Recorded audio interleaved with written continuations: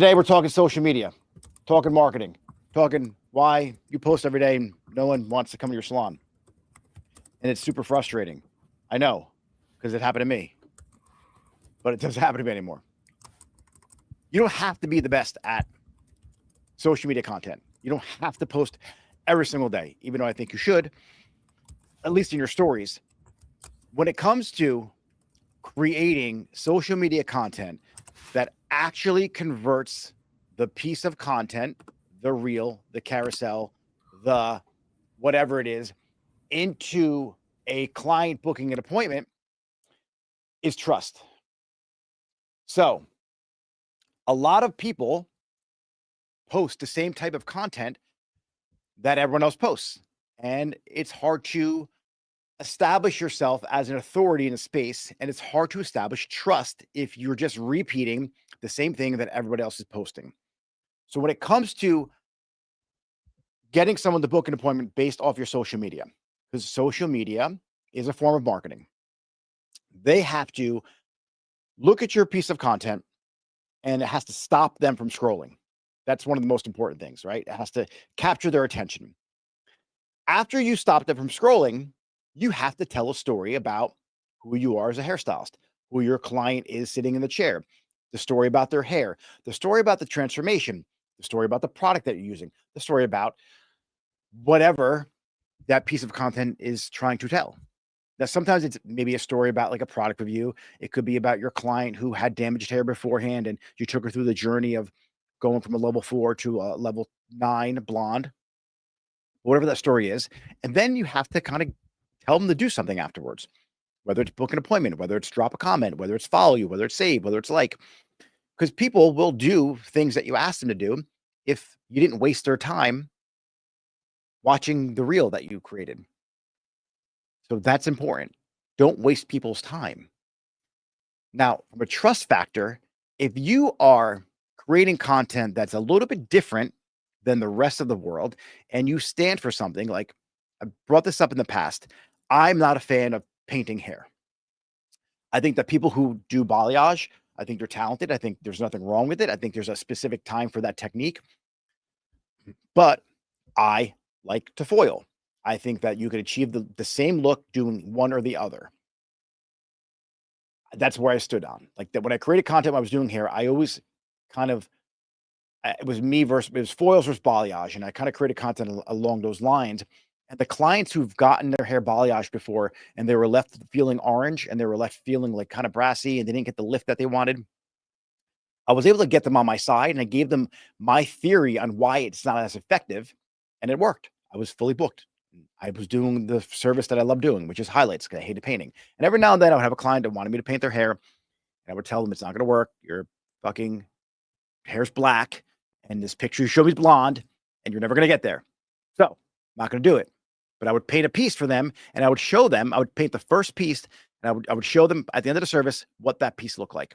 And it was never as blonde as the other pieces. So I want to think about what you do behind the chair, what your salon's known for, what this is going to be kind of funny because it's like what are you against? Like what do you stand for in the industry and what do you not do? Like if for your salon, for example, because this is how I am behind the chair, I'm not a big fan of cancellation policies. I'm just not. I'm not a big fan of new client forms that they fill out before an appointment. I think it's stupid. I think cancellation policies, there's a place for them. I just don't like them.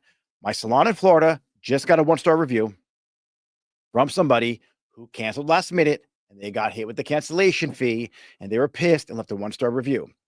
What I like to do instead is, hey, Cindy, I know that you're probably not aware of our cancellation policy, but there is a $20, $30, half, 50% charge, whatever the thing is. We're going to waive it this time. That's all. The next time, if you want to charge it, you could charge it. But what I do instead is, hey, Cindy, listen, you were late for your last couple of appointments, or you no-showed, or you canceled last minute. Moving forward, you're going to have to prepay for your appointments. That's all. If she values the service, and she's going to prepay for it. If she doesn't and wants to put up a fight, fine. You just can't get your hair done here anymore. And I feel less of an issue than a cancellation fee because they didn't show up, they didn't get the service. At least this, they're prepaying for the service, so they're still going to get it. So for me, that always worked well in my salon. But let's get back to content.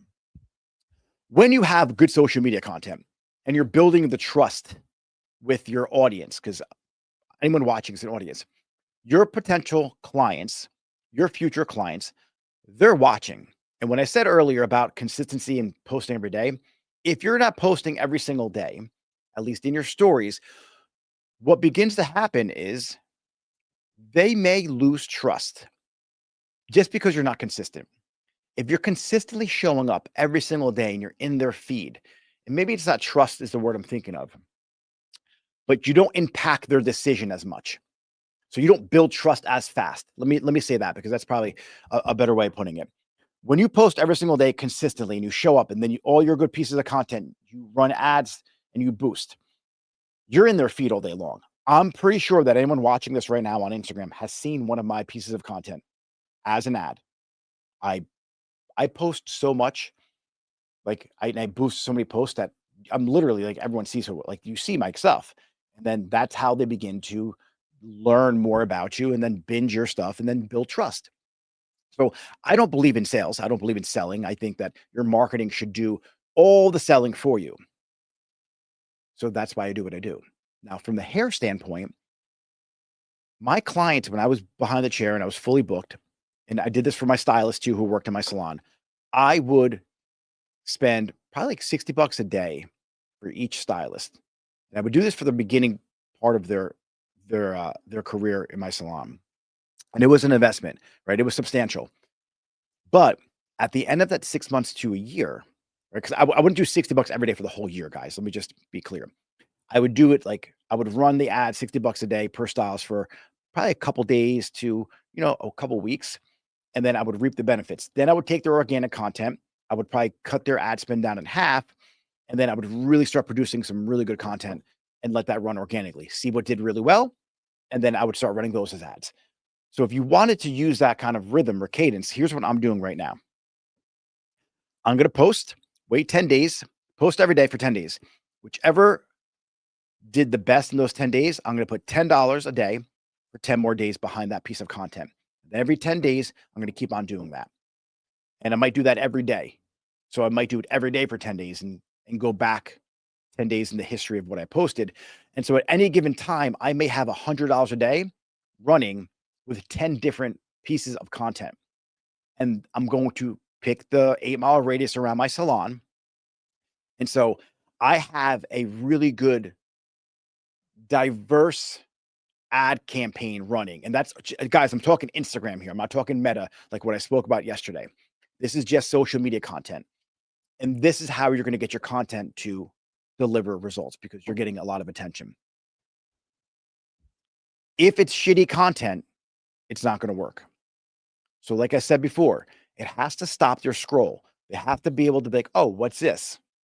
Ooh, that person does something different. I'm intrigued now. Oh, I love that result.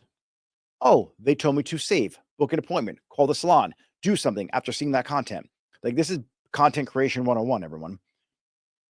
But if your social media isn't working right now, like you're putting everything you have into it, you got the nice expensive camera, you got the microphone, you did all the things. It's not working because people don't trust you and your content looks like everybody else's. And there's no reason why I should leave my stylist to 15 years or 10 years to go sit in your chair because how do I know you're going to be different? How do I know you're going to deliver the result that what I really want? And I don't trust that.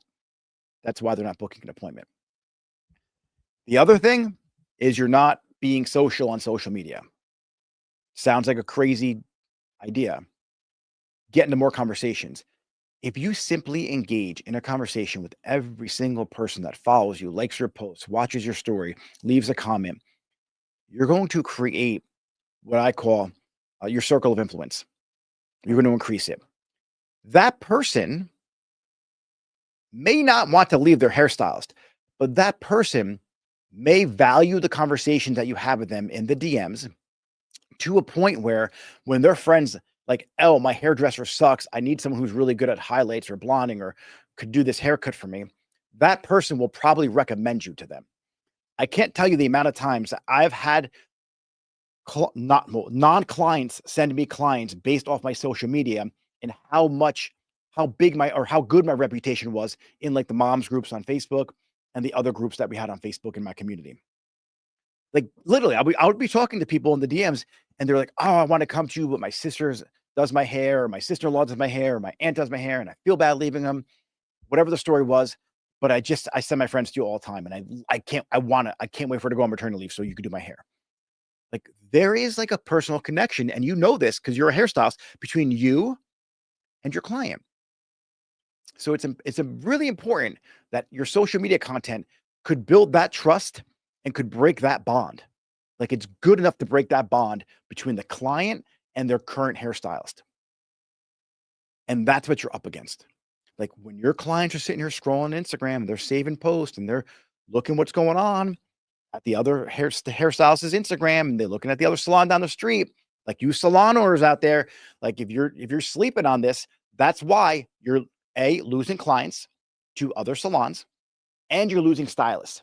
Your social media content needs to not just get people to sit in those chairs, it needs to get them to work behind them too. So what are you doing as a personal brand? What are you doing as a salon owner? What are you doing in your salon to let hairstylists know that, hey, this is the salon you go to develop a career, to get fully booked, to be part of something bigger than just a bob?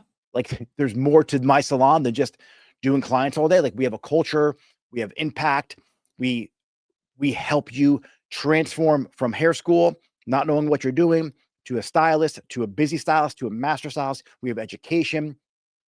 Like our team here, like we not just make money, but we have impact on our community and our industry. So you need to have your social media tell that story. When you think of clients, this is for salon owners now listening, you have to think of hairstylists as your client. So when you're creating content, is it going to speak to the hairstylist who's looking to change salons and want to pick your salon? If it doesn't, then you're not going to be able to have an influx of hairstylists join your team. There's a salon down the street from me, uh, Soraya. She used to work with me, and she opened up her own salon. She does a phenomenal job doing this. Like she's really good at social media, but she has a huge team right now. She created the social media presence around her salon to make people say, I want to go there. I want to belong to that. She does a phenomenal job. So kudos to her. She really crushed it in that department. And it got me thinking, like, I'm not behind the chair anymore. She still is. And she was really able to capitalize on the experience she shows to the outside world of what it's like to work in her salon. That's huge. So for you as a salon owner, does your personal social media, does your salon social media do that? Do you capture attention? Do you captivate the person watching it? Do you waste your time waste that person's time watching your reel that doesn't have any payoff at the end of it? There should be a payoff, a trade-off, a tip being given. If you could become the authority on thinning hair in your area, so the person who's looking at your content, getting valuable information, they're going to say, I need to go to that person because they're going to help solve my problem. If you're the blonding expert, the premier blonding expert in your area, like think Jack Martin, the gray blending guy, right? You think gray blending? If you guys don't know who he is, go to Jack Martin on Instagram, check him out. People fly from all over the world to have him do their hair. From what I see in the pictures, his salon's nothing extravagant, right? He's a regular dude doing hair and he crushes it because he has a specific thing that he does. His social media tells a story, the transformation. He delivers a result. His finished product is phenomenal. He builds that trust post after post after post, trust enough for a person to get on an airplane and fly to his salon. This is 2026. Social media will change your life. Treat social media like it's marketing because it is. It's not about posting your martinis on Friday night with your friends. So every hairstylist listening right now and every salon owner who has that hairstylist who's like, I'm not good at social media, but yet on the weekends you're posting 15 times a day in your stories and you're all over social media when it comes to your own personal account. But when it comes to hair, you don't take it seriously. You need to shift your identity. As a professional hairstylist right now, you are a marketer. It's part of what we do. It's always been part of what we do. Except for years ago, our marketing happened at the barbecue, happened at the party, happened at the wedding, any kind of face-to-face interaction with people. You used to hand them a business card. You would do like mini consultations for people. This is how we got ourselves busy as hairstylists. You understand the opportunity that you have with social media? You could do this at scale. You can create one piece of content and do that for hundreds of thousands of people, if not millions. So let's do an audit of everyone's social media today. If you are a stranger and you go to your Instagram, by the way, I hate my social media. Like I'm always a student of the game. I'm the hardest critic of myself. I think it sucks. I think my lighting sucks. I think the studio sucks. I want to always elevate my marketing ability. So I want you to do the same thing. Go to your social media and I want you to look at it. And if you didn't know who you were, would you trust yourself? Would you trust your social media? Would you trust you as a hairstylist if the last time you posted was fucking August? For those of you listening right now, it's January 6th or 7th, 2026. If you posted in August of 2025, was the last time you posted, can you be trusted? Maybe it was November. No. You're not consistent. What are you doing? And I know, well, we're so busy. That's why I don't post all the time. Well, at least maybe your stories are busy. If you're putting out amazing work and you have transformation sitting in your chair, why aren't you showing the world?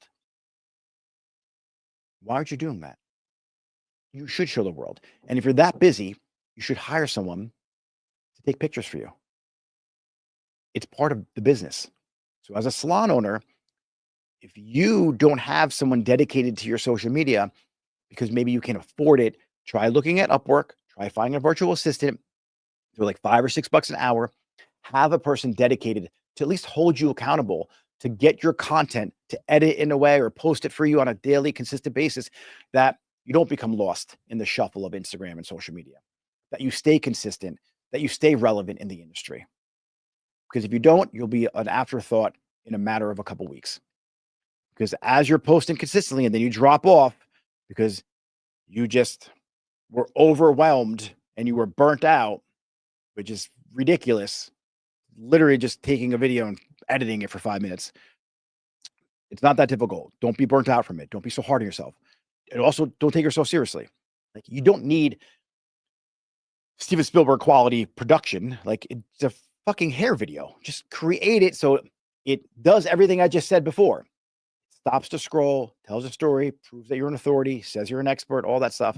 But it doesn't have to be like this over the top 4-hour editing montage. Like let it just do the basics. That's all you need to do. And you can have a virtual assistant do that for you. So as you're busy behind the chair, just set the camera up, have it just film B-roll and move it around the salon in different angles so you catch different angles. And then there you have your B-roll. And then you just talk about the transformation, capture a picture.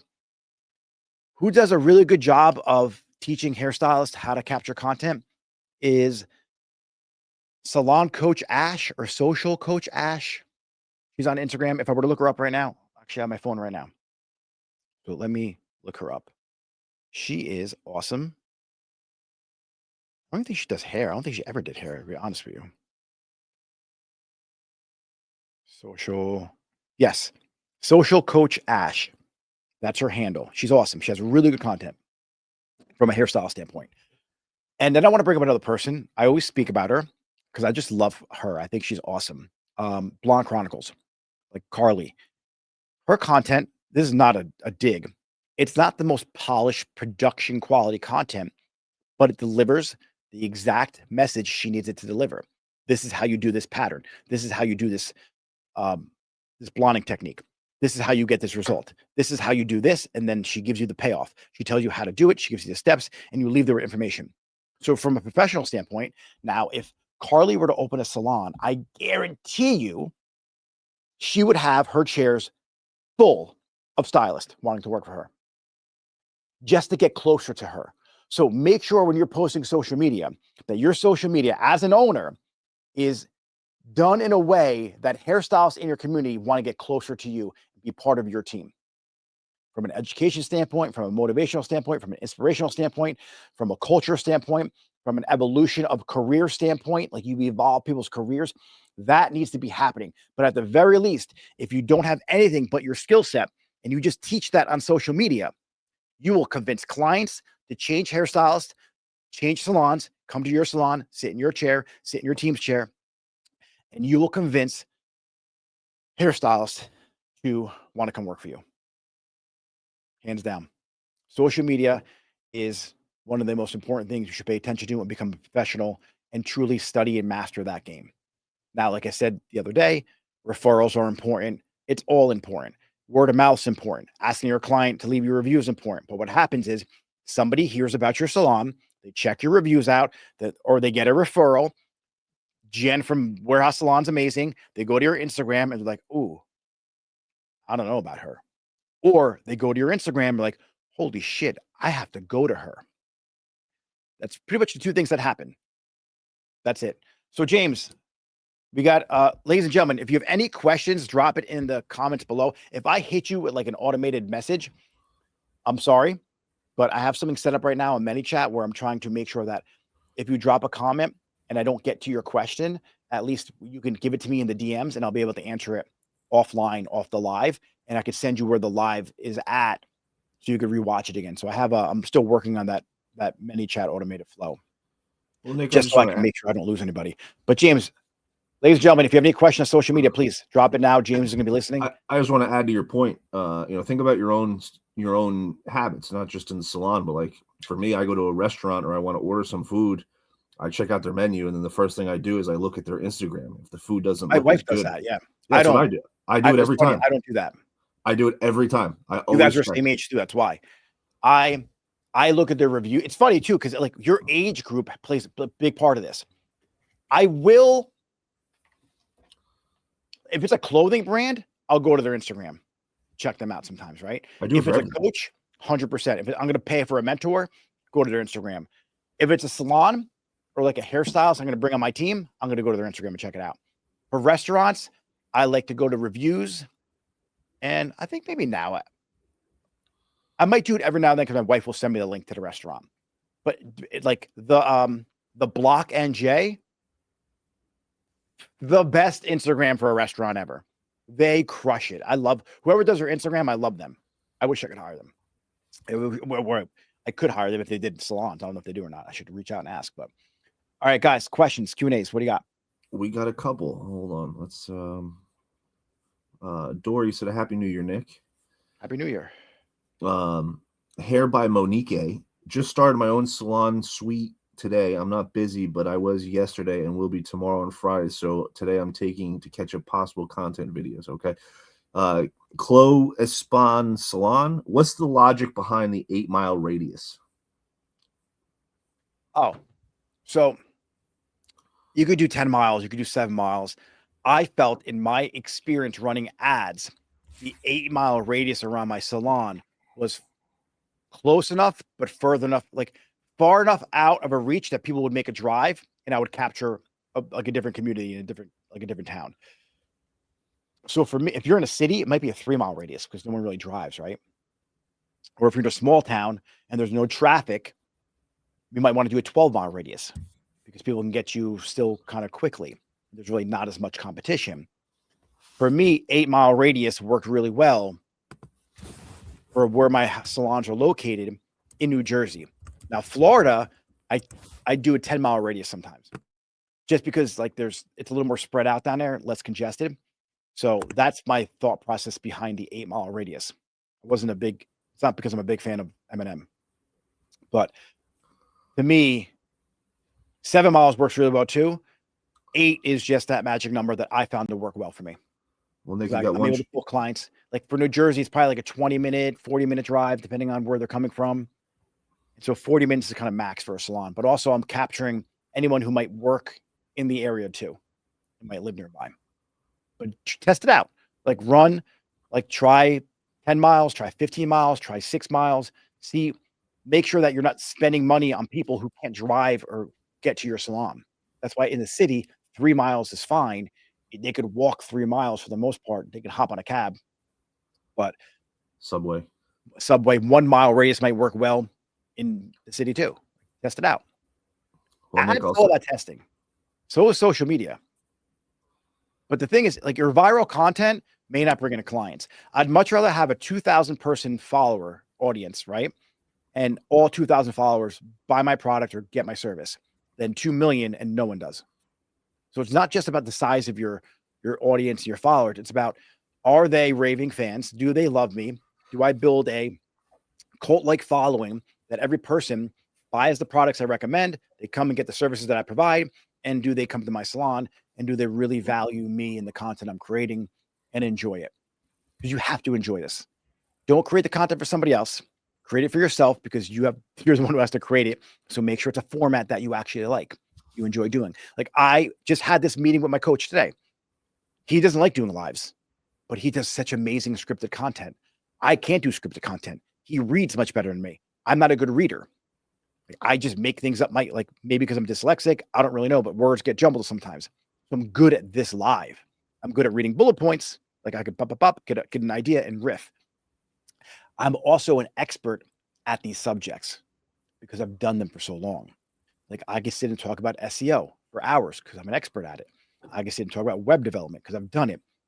Blonding, I know how to lift you from a level 4 to a level 9. And I understand why violet cancels yellow. If you guys want to learn a little bit about color theory, here you go. The reason why violet cancels yellow and doesn't turn a green, like when you put blue and yellow together. I know you guys are like, oh, they're two primary colors to create a secondary color. Yeah, no shit. Blue and yellow equal green. Violet and yellow, it neutralizes it. The reason being is violet's made up of blue and red. Red cancels green. So when you mix it together, or you put the blue on the yellow, you add the little bit of red in there, that makes that blue violet, that stops it from turning green, and it neutralizes the tone. It's math with it's math with colors. So I could talk about that just as much. I could talk about using Final Cut Pro to edit a video, or how to lead a team. So you guys are experts at stuff. Speak about them. But the reason why, for me, my content, I could do lives like this is because I'm really familiar with the information. So if you're an expert at cutting, blonding, coloring, styling, products, whatever, just riff, just go at it. It will come across really, really authentically and well. Now, if you have to script stuff out and you're afraid to actually create content, just put the reps in, right? Like, script it out, put the script somewhere, study it, read it. If you have a teleprompter, do that, but read the script. Here's a cool little line. If you want to talk about a product review and you want to do a piece of content, what I want you to do is print out the script, read the whole thing, and then black out a word. Read the whole script, black out another word. Read the whole script, black out another word. Keep doing that until the whole thing is a page of black and you know the whole thing from heart. Then you shoot the content. James. Well, back to the original question about the 8 mile radius. What I will say is you have one shot and one opportunity. YG Holistic Hair. What is the virtual assistant business that you mentioned? Hold on, I'm going to raise your volume here. What was that question, James? What was the virtual assistant business that you mentioned by YG Holistic Hair? Oh, Upwork. So I would hire, if you're busy in the suite, or your budget doesn't allow you to hire a social media marketing team, and you don't have the capacity to build an in-house team, which is what I'm in the process of doing now. Shout out to our in-house team, who doesn't post enough because we're gonna have to have a meeting about it. But so you can go to Upwork. Upwork is a freelancer. There's probably a few of them that you can use. I like Upwork because I've been using it for so long. And you could hire someone for like $4 to $6 to $8 an hour to handle your social media for you. Like, you could create your virtual in-house team. That's what I was speaking about a virtual assistant. They can do everything for you, to be honest with you. All right, Nick, we have what, about 10 VAs on the team? Probably. We use them every day. They're you guys want to? I'll show you real quick. Like, let me share my screen. I can bring it up here. Let me bring this brightness up real quick here. I'll show you guys who are watching. Let me go present. How do I present? This button here, James. The Okay. share screen. Here we go. I'll add it in. All right. So for those of you listening to the podcast, I'm sorry you're not going to be able to see what I'm doing, but I'm sharing my screen. If you're on YouTube, you could watch this. Here are my pings. And here are all my pings. So when I talk about virtual assistants, here is James with 2 VAs, me and James and 2 different VAs, James with 2 VAs and our other assistant who edits videos for us. Our editing team, yep. And this is Klein and Anthony. This is another editing team with James and the other 2 VAs. Here's my personal VA. Here's Jason and my personal VA having a conversation. Here's another VA, another VA, another VA. Here's my two VAs and me speaking. Email marketing guy, virtual assistant. 4 VAs and myself for my Shopify crew build out. Ads VA. These are all conversations with different virtual assistants that I have in my world. And if you see, James is in a lot of these conversations. As an owner of a business, it's your job to learn how to delegate and make sure you are effectively moving the business forward. It's really hard to do all of this by yourself, which is why you have to trust people. And I got to say, I'm going to give James credit here. James is he's very, very special, right? Very handicapped, but he has a really good gift of onboarding virtual assistants. Like, he's really good at podcasts. Obviously, he's running my podcast now. And when I taught him how to do this, how to hire a virtual assistant for our own internal social media and marketing, he was for SEO company. He's like, there's no way. How are we going to get this team? What are they going to do for me? James, what do they do for you? Everything. Yeah. Literally everything. Any small tedious task that is going to take up my time, I delegate to them. Even and we have VAs that I now pass off bigger tasks to. And we have VAs in charge of other VAs. Yeah. So you could have one one upper level virtual assistant who's in charge of 4 or 5 or 10 of them. Shout out to Angel. Yeah, Angel's awesome. And then you communicate with them rather than 10 people. This way you're having one conversation, not 10, and you get feedback from the team. Then you have like maybe 3 or 4 of these people. You have your social media team who's editing content for TikTok, then one for YouTube, then one for Instagram. Then you got the person writing blogs or doing your email marketing for you. And then everything's connected through your chief marketing officer, which is someone in-house preferably. And that would be like someone you have on your team that could look at all the data and make sure, like, hey, last week we only had 3 new clients come in from social media or from Instagram or in the salon as a whole. What did we do different? Oh, we scaled our ads down, or oh, we changed our content. Let's not do that, because 2 weeks ago, whatever we posted brought in 50 new people or 14 new people. So you want to have a person on your team who's handling that for you as well. And guys, if you like this type of information, like, it's in the Level Up Academy. Like, I teach this at scale. So as a salon owner, you know how to build this internal team. Yeah, he taught me how to do it, and I took the lead on our team and got everybody going in the right direction, rowing the boat in the same direction. But I will be transparent with everybody. When you're hiring VAs, you're not always going to hire the right one right away. Give them some time, train them, use the camcorder method to teach them. But if they can't pick it up, move on and find somebody else. You're probably going to go through 10 to 20 virtual assistants before you find your. Yeah, we've been through a lot. We've got, and our team that we built, they're all rock stars. But we've let go of a lot of VAs as well. So it's not always like 100% where you hire somebody and they're exactly what you need. There's plenty of VAs out there, especially on Upwork. Try them out. I'll give you guys, be crystal clear on what your definition of done really is. Have a success sheet for people. Be crystal clear on the outcome, like the result that you want to be delivered from the virtual assistant. Like, hey, if I bring you on for social media and you edit my videos, I need to make sure that my watch time stays above a certain percentage. I want to make sure that my saves, like, give them some KPIs to measure success in that role. Then that way you're not like, hey, you're not doing good. You can be like, hey, 2 weeks ago we had 14 new clients come in. Our floor is 20. What's going on? Or 2 weeks ago we had 14 come in, and this week we had 5. What happened in between? That's a better example. All right, James. Next question. We got, let's see. NHEL Studio. My salon uses a master's degree student to virtually respond to clients' inquiries and bookings. So I want to learn more into virtual assistants. So definitely reach out to students want part-time gigs. You don't even need to reach out to students. Did you ask that question again? I don't even know if it's a question. My salon uses a master's degree student to virtually respond to clients' inquiries and bookings. So I want to lean I got more you. into virtual assistants. So that's definitely fine. reach out. Here's a master's degree student's fine. I feel like she's wasting her time unless she's mastering sales or negotiation or something like that. I don't know. I didn't go to college, but what you want to hire is a sales expert who understands how to have conversation and masters the art of influence. That's you want to put in that position. This is where the conversations happen effortlessly. Mm-hmm. But then you want to make sure your content is done in a way, because we're talking about content today, that makes or influences people to reach out to you to initiate the conversation as well. Once you have that magic recipe, then your salon's successful. Once you have an influx of people reaching out to you for an appointment on a consistent daily basis, forget about it. Blay Boar Styles, do you think Reels are still worth it, or is everyone just doing TikTok now? No, Reels are worth it, 100%. Guys, the messaging platform is so much better on Instagram.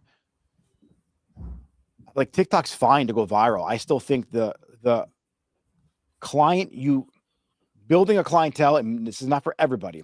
From my own experience, I've been able to build a clientele off of Instagram way better than TikTok. And honestly, Facebook better than Instagram, to be honest with you. Now, not for my coaching area of my business, but for my salon business, like Facebook crushed for me. Facebook's a beast. And I think a lot of the people forget about Facebook, how powerful it is between the groups and I just don't like Facebook. I don't go on it, but I'm more on Instagram now. I just enjoy the platform and the messaging aspect of it. But no, Reels are not dead. What's doing really well is carousels. You could do video carousels too, but formats are really big. Follow the guy from Instagram, whatever his name is. I don't know his name, the owner of Instagram or like the president of the company. He gives you really good tips and information. Also, Enrico, that's his last name. Incante. James, what's his? I don't know his last name. Enrico. Yeah, I'm gonna look up right now for you. He's got great information. Jaden has great information. Just drawing a blank here. Yep. Incarnati. I'm not sure if that's how you pronounce it or not, but Enrico, he's awesome. He's got really good tips on Instagram. So it's RICO.INCARNATI. So I'm going to say it to you one more time. It's Instagram, RICO.INCARNATI. He has a really good Instagram page giving you solid information and tactical advice. Like he studies people's Instagram for like hours and like gives you the blueprint of how they got to be successful. He tore us a new one. Yeah. We got the balayage queen. Should I be showing my face more, or is it okay to just post hair content? Honestly, you should be showing your face more. People are coming to you for a service. You're a personal brand. Like, do you think Kylie Jenner would have be the $1 billion makeup company if she didn't show her face? You know, not to say like Jack Martin, you barely ever see his face, but he shows his hair. He's exceptional. So is the hair you're doing that exceptional that they don't need to see you personally to trust you? Sometimes that might be yes. But if you are a personal brand and they could see you and like you, and they could see your product review and you talking about something passionately, you could convert that person from just a viewer to a client much faster if you actually show your face and you have a personal brand and you smile and they get a chance to see your personality. So I think showing your face is really important, unless the product you're putting out is that exceptional that you don't have to.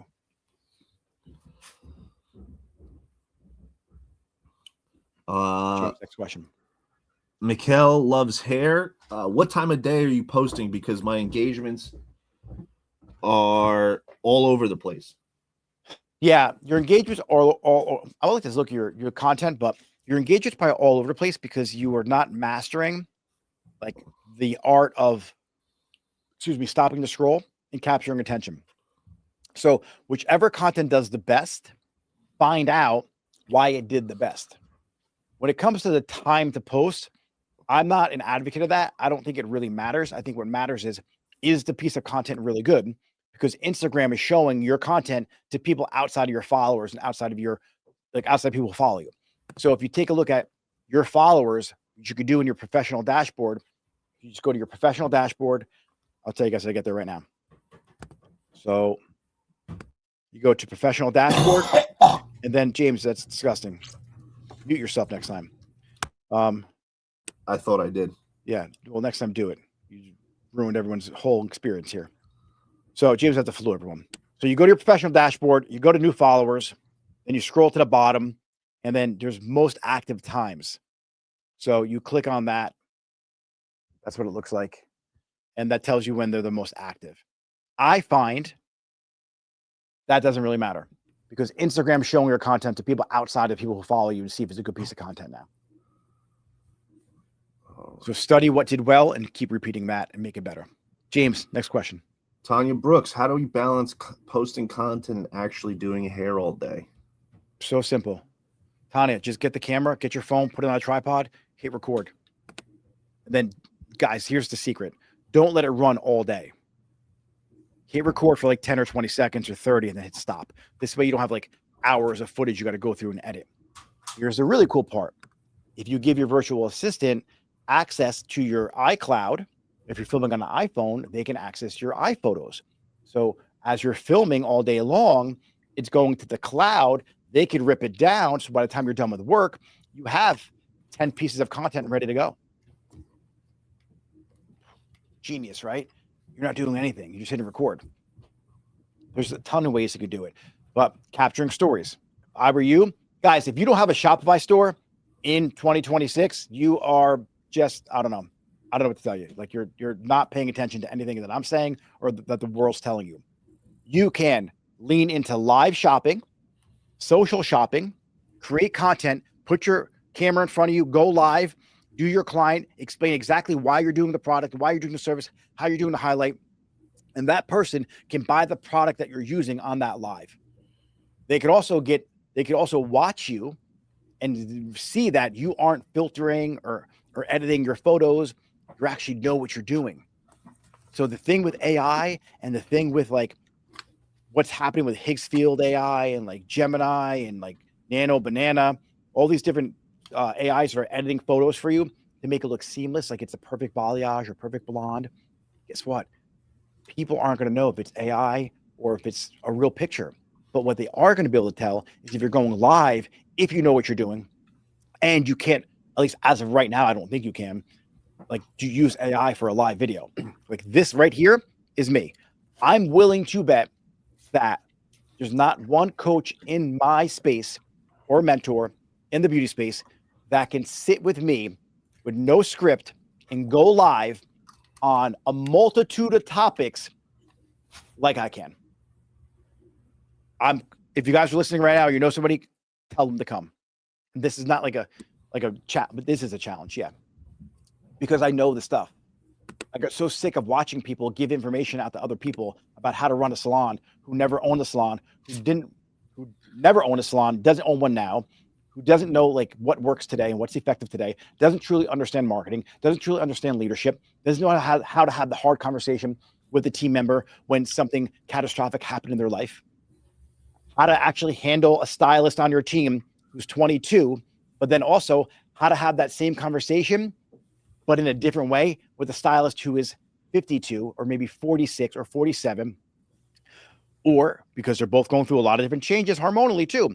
Like you got someone who just had a baby, so you have postpartum you're dealing with. You got people who are pregnant. You got someone maybe going through IVF. Like the dynamic of personalities that happen in the salon and that you're not prepared for if you never owned one or never dealt with people from a leadership standpoint, how are you going to give that information out? But let's change lanes for a second. Let's go to marketing. Like, do you fully understand how to structure your website's JSON-LD file? Do you have an LLM file on your website to let LLMs, which is learning language models, crawl your website properly so ChatGPT can properly source the information from your website to give it to a client? Is your robot.txt file set up? That's robots.txt. That is the file you have in your website that allows the LLMs and Google and the bots to crawl your website to find information to serve it to a person looking for the answer.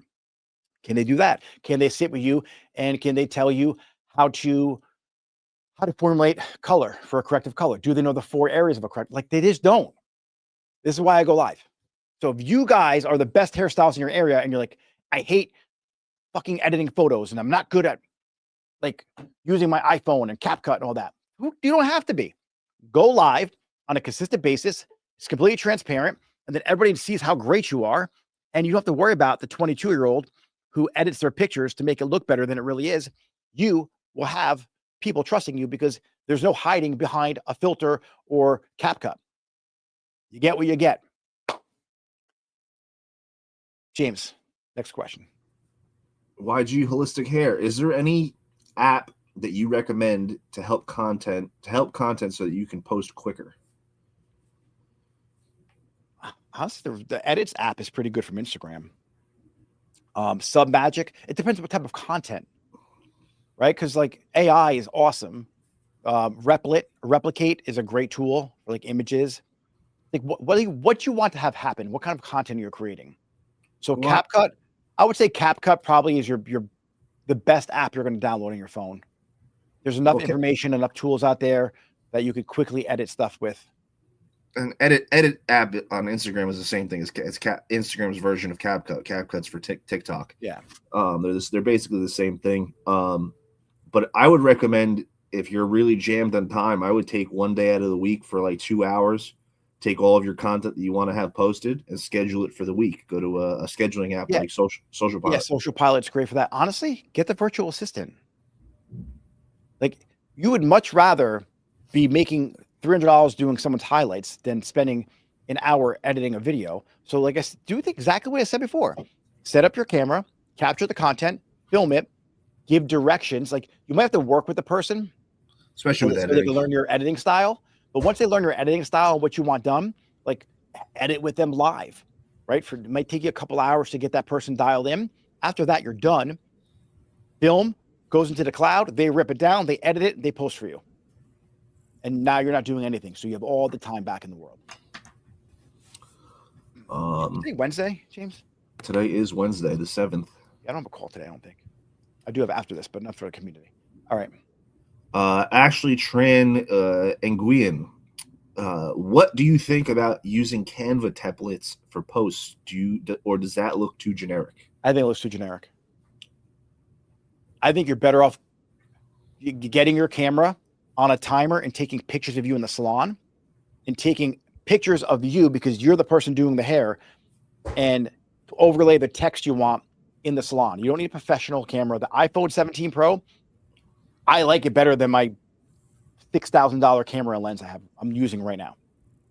It drives me nuts. He's like, James, I think I'm just going to use I'm like, bro, we have the best camera on the market. Let's use it. But he wants to use his iPhone sometimes. I don't get it. It shoots it so well. No, it does. It does very well. You're not wrong. But when you have a nice camera like we do, you should use it. We got. I might just sell this camera and buy 3 iPhones so I can have cameras everywhere. All right, James. Brittany Sims, how do you get comfortable on camera? Because I hate how I look on video. Yeah, you got to just drop the ego. Everyone hates how they look on video. I took years to get used to that. Understand that you're going to be dead in 100 years and everything you post today is not going to matter. The other thing is create content in a way that actually is meaningful and someone will benefit from it. Someone needs to hear it. The other thing I like to do is this. I think I've given this tip plenty of times on this channel. Take your phone, film yourself. Okay. Just for 5 minutes, riff it. Just talk about a subject you could talk about and just ramble on. When you're done, you can wait a day or two if you want. Like, wait a day typically is what I tell people. But if you want to do it right after, you can do it right after. Take your phone, put it upside down, turn the volume up, hit play first, and then turn it down, hit the volume up. Listen to yourself. Do you say, do you stutter? Do you make any sense? Like, what's going on with your voice? Does it inflect high? Do you have a pitch? Like, do you engage people with your voice and how you speak? Do you have like the same monotone thought pattern, how you speak? Is it really fucking boring? Like, or are you entertaining? Do you like make it engaging and want people to listen, make people want to listen to you? Next thing what you do, turn your volume down and watch yourself and take a look at your facial expressions, your hand gestures. How are you moving? Am I engaging? Do I smile? Do I look like a bitch? Do I make some weird thing with my nose? Do I blink a lot? Like, what do you do with your face? Then what you do, take your transcript. You can go to like Descript or whatever, upload the video, get the words that you said, print it out. Then read through what you said. Does it make sense? Are there filler words? Count how many filler words are in there. Then you start becoming a master at content. And the other thing you have to do is just do it. Everybody's going to suck their first 100 videos. It's just going to happen. Like, I hired a speech coach. I hired social media coaches. I hired people to help me. So if speaking is a problem, go live every day for 100 days. Even if it sucks, even if it's scary, just do it. It doesn't matter. Your friends are going to make fun of you. People are going to ask you, why are you doing this? I'm trying to get better at speaking. That's why I'm doing it. The people who really matter will encourage you. They'll give you constructive criticism and feedback, and you'll get better from it. And then eventually you develop a personal brand that will pay you dividends. James. We got Christina Reyes. Should I be boosting my posts, or is that a waste of money? No, not a waste of money at all. Is it a good post? If it's a post that didn't do really well organically, it probably will be a waste of money. If it's a post that, if you post on social media, on Instagram, we're going to talk Instagram for a second. If you post on Instagram and that post brought in 20 clients last month, guess what you do? You boost that because that's a good post. If you post on Instagram and you got 3 likes, one was from you, one was from your personal account, one was from your mom, nobody commented, don't. It's probably not a good piece of content. Find out what you did the month before and create that same type of format and content consistently, so you get another banger. Only boost content does well. Now, with that said, sometimes content may not do well, but it's still a good piece of content to boost because it builds trust. So if it's a good trust piece of content and the hook might have been weak, but you know that your ideal client would learn more about who you are as a person and trust you, then you could probably boost that content. Boosting content advertising is not a waste of money. It's how I built every single business that I own. From boosting content on Facebook in the beginning, then Instagram, obviously Google, but I dramatically changed my financial life off the back end of running Facebook ads.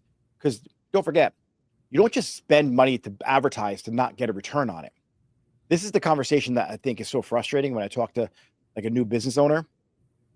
They're like, I don't have the budget for marketing. We're talking about budget for marketing. The marketing gives you a bigger budget.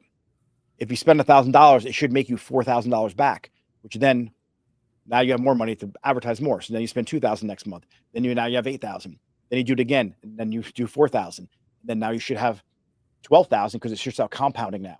Your lifetime value is important. Now those old clients you got from when you were spending $1,000 a month are coming back to you again. Now you have more revenue, and then it just rinse and repeat. That's exactly how I built a salon full of people.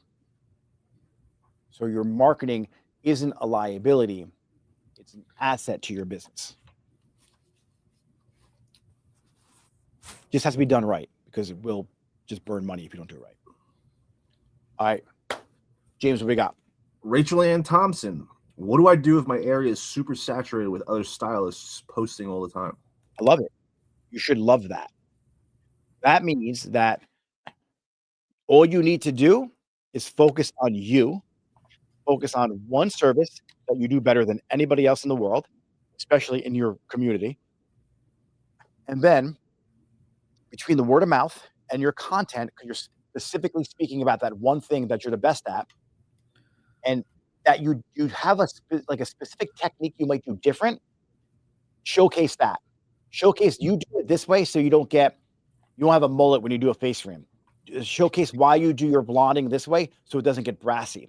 And every person in that saturated market who has brassy hair, because the one stylist who does really good content but always leaves her clients brassy, you know who I'm talking about out there, they'll see your content and come to you. So someone asked me the other day, like, would you rather be in a city with like 2 hair salons or a city with 50? Right? Probably 50, because all I got to do is be the best one. There's already people walking or going to that city anyway, driving there, walking in the neighborhood. I just have to change what door they walk into. So yes, it's less competitive in the salon with 2, but there's probably less people in that town, and there's less people going there to get their hair done. So I'd rather be in the place with 50 hair salons, because I'm not worried about them being competition for me, because I know that I'm better than I'm at marketing, better than I'm at doing hair. So to me, it's a no-brainer. All I got to do is capture that person's attention, build their trust, and then have them walk through my door one time, and they're my client. All right, James. I think we're gonna wrap it up. We got one more. Charlie highlights. She wants to know, when you're finding a salon profit, what would you include your numbers if you're an owner who's a stylist still? Charlie, yes, because here's what you do. I think we're chatting Instagram too. I think you're not too far from me. This is the right Charlie. What I teach in the community now compared to what I used to, as an owner, I used to pull it out, right? Because it's all your income. But as I developed as an entrepreneur, I realized that was not the smartest way to do it, because your chair that you're using could be utilized by somebody else if you want to step away from the chair and really grow a business like a real business owner. So what I do is I put myself on a commission like everybody else. So whether I take that commission as an independent contractor, a 1099, I pay as a consulting fee somewhere, you just want to make sure you're being savvy with how you're paying the taxes on it, so you don't get killed twice by paying W-2 payroll tax on your own commission you're collecting behind the chair. Different conversation, different day. But yes, you pretend that chair is a stylist who's getting paid 45% commission or whatever your number is. That way, when you remove yourself from the business, key man risk, that chair can still produce that kind of income, and it's a legitimate, accurate number. So that's why you want to do it that way. Now, what you do with the money on the outside, how you can structure it so you don't get killed tax-wise, like I said, different conversation. But that's the ideal way. So now you got a really clear picture on what kind of revenue could be generated by that salon if you were out of the equation and the stylist was in that equation instead of you. That's what Nick Mirabella is doing now, not Nick Mirabella from a couple years ago. Because I was thinking like a stylist that owned the salon a couple years ago. Now I think like a business owner that does hair. I don't do hair anymore, but like for you, you got to think like a salon owner and an entrepreneur who also does hair, not a hairstylist that owns a salon.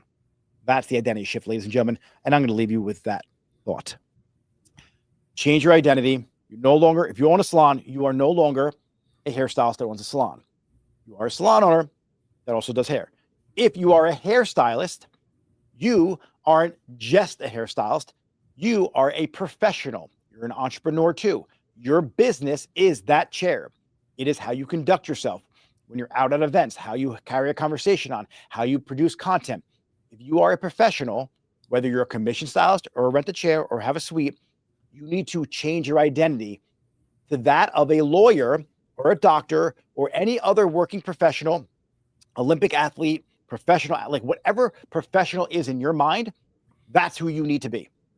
When you change your identity, become that person, then you have the ability to make the income of that person. Until then, you hit that ceiling because you're just a hairstylist, or I'm just a stylist that owns a salon. So on that note, I'm going to let you guys go and let you guys have a good rest of your day.